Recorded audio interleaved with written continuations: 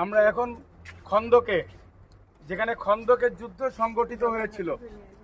আসলে বদরের যুদ্ধের পরে আমরা জানি ওহুদের যুদ্ধ, ওহুদের পরে এরকম ওহুদের যুদ্ধের পরে একসময় কাফেররা সিদ্ধান্ত নেয় যে টোটাল মদিনা ঘিরে ফেলবে, এবং মদিনাতে এবং তারা অনেক শক্তি সঞ্চয় করে তারা এরকম মদিনায় আক্রমণ করবে। তখন এরকম একটা সময় আল্লাহ রসুল সাল্লাল্লাহু আলাইহি ওয়াসাল্লাম সাহাবা আজমাইনদেরকে নিয়ে মসজিদে নববীতে মশওয়ারায় বসলেন যে কি করা যায়। যখন উনি মশওয়ারায় বসলেন যে কি করা যায়, এর মধ্যে নানান সাহাবী নানান রকম পরামর্শ দিচ্ছিল।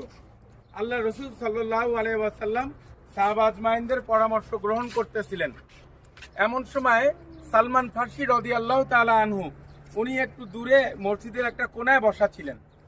তো আল্লাহ রসুল সাল্লাল্লাহু আলাইহি ওয়াসাল্লাম জিজ্ঞেস করলেন সালমান ফার্সি রাদিয়াল্লাহু তাআলা আনহুকে যে তোমার কি মতামত, তোমার রায় কি এই যুদ্ধের ব্যাপারে।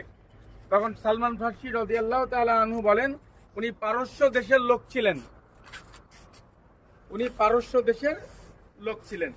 তা উনি বললেন যে সালমান ফার্সি রাদিয়াল্লাহু তাআলা আনহু বললেন যে ইয়া রাসূলুল্লাহ সাল্লাল্লাহু আলাইহি ওয়াসাল্লাম, যে আমাদের দেশে যদি আমাদের থেকে কোনো শক্তিশালী দেশ আমাদের দেশে আক্রমণ করতে আসে তো আমাদের দেশে এরকম পরিখা খনন করে, অর্থাৎ ওইখানে মূলত এক ধরনের উনি ছিলেন পৃথিবীতে তখন দুটো পরাশক্তি দেশ ছিল, কেসরা আর কায়সার, অর্থাৎ রোম আর পারস্য, আর উনি ছিলেন পারস্যের লোক।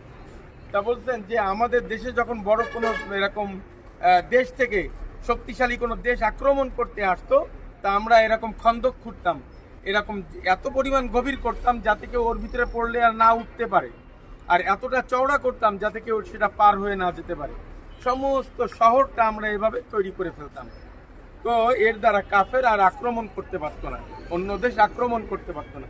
আল্লাহ রসুল সাল্লাল্লাহু আলাইহি ওয়াসাল্লামের কাছে এত পছন্দ হয়েছিল, আল্লাহ রসুল সাল্লাল্লাহু আলাইহি ওয়াসাল্লাম সালমান ফার্সি রাদিয়াল্লাহু তাআলা আনহুর এই রায়টাকেই মেনে নিয়ে, প্রচণ্ড গরমকাল ছিল, ওই গরমকালে সমস্ত সাহাবা আজমাইনদেরকে নিয়ে টোটাল মদিনা শহরটায় খন্দক খুঁড়েছিল, যার নমুনা হিসেবে অল্প কিছু এখনো পর্যন্ত দেখা যায়। এখানে কিছু আছে, এটাকে ঘুরে ওই সাইড থেকে বের করে দিছে, বাকি জায়গাগুলো নানান স্থাপনা তৈরি হওয়ার কারণে এগুলো সব ধ্বংস হয়ে গিয়েছে। আসসালামু আলাইকুম রহমতুল্লাহ।